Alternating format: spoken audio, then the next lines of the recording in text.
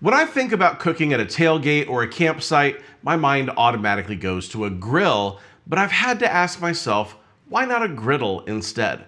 A griddle presents so many options, so today we're going to take a deep dive into Solo Stove's new Steelfire 22-inch portable griddle. I'm David Gafford, and here at the Barbecue Lab, Melissa and I test the gear that you want so you can buy the best and skip the rest. I'm going to show you how this griddle cleans up after all of our torture tests, how portable it really is, test the staples of griddle cooking, and figure out if this griddle is worth adding to the camping or tailgating toolbox. The Steelfire 22-inch is a smaller version of the Steelfire 30-inch, so let's start by looking at the similarities between the two models. They both run on propane only, so there's not a natural gas option at this time. Stainless steel tops can be found on both, and they're a lift-off top, so you can take it inside and clean it if you want. Both models are tabletop safe, and we'll show you a test in just a few minutes exactly how hot a table gets when running as high as it will go. The lid is included with both models, and this is a lid that you can cook with it closed, unlike many of the griddles on the market today that can't handle the heat. Since this is a stainless steel griddle top, there's no need for seasoning cold rolled steel like you'd find on a Blackstone or 95% of the other griddles on the market. That means no rust if you leave it outside, and it makes cleanup much easier every time you light it up.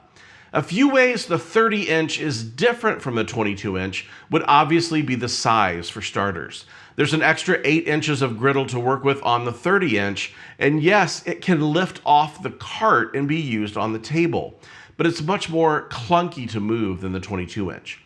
Both use propane, but the 22-inch comes with a 1-pound propane tank adapter in the box, and the 30-inch isn't designed for portable propane tanks. You could run the 22-inch off regular 20-pound propane tanks as well, but you'll need to purchase an adapter that you can find on the Solo Stove website. The cooking top on the 30-inch version is recessed, which I really like because it resists the wind if the weather is acting up. The 22-inch cooking surface is designed differently than the 30-inch, but both can easily be lifted off for easy cleaning. The 22-inch is $500 less than the 30-inch without the optional stand, which if you added the stand would be a total of $800 more than the 22-inch. The portable griddle doesn't have a stand option, so it's only tabletop and tailgate use for the smaller model. The 30-inch version has 2 of their racetrack burners compared to just 1 burner on the smaller 22-inch. There's an obvious difference in capacity, best illustrated with pancakes we've found. So let's light these up and see how they cook.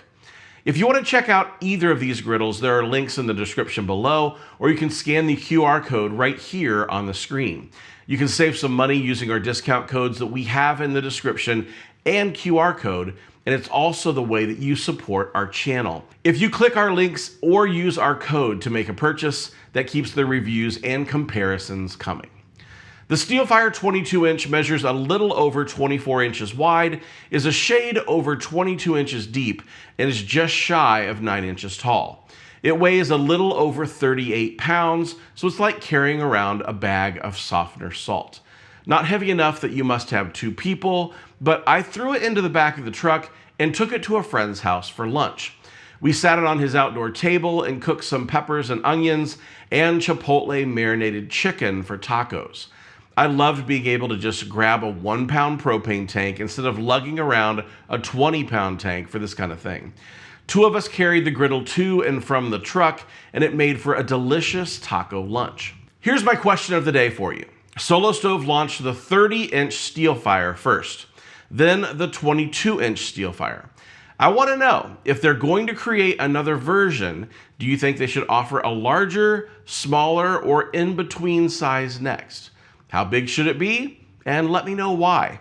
I'm interested to hear your thoughts down in the comments below. Solo Stove says right on their website that the griddle goes from cold to sear in just 7 minutes, so we put it to the test. I attached a 1-pound propane tank, clicked the burner to light the griddle, and set a 7-minute timer on the time stack.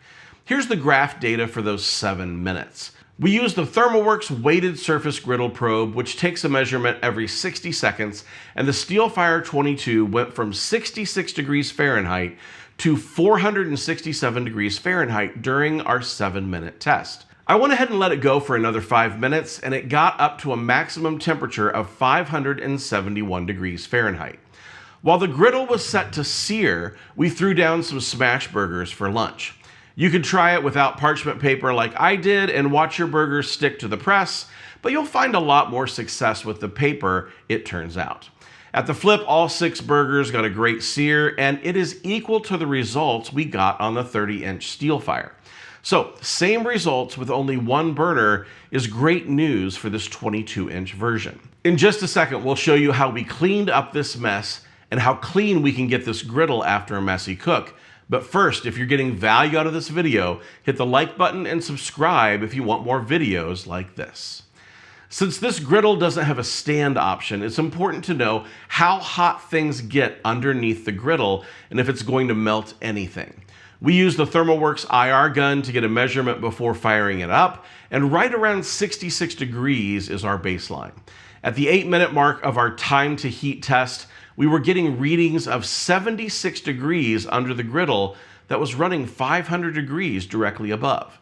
We ran this griddle on many different surfaces and didn't have a single issue with it being tabletop safe. We're big fans of sous vide cooking at home, but you need a great sear to finish. So we took a ribeye to 110 degrees internal using the water bath for a few hours, then set the griddle to high to see what kind of sear that we could get. In just a couple of minutes, we had a full sear on both sides of the ribeye and even on the sides of the ribeye, and it would easily stand up to other popular searing methods.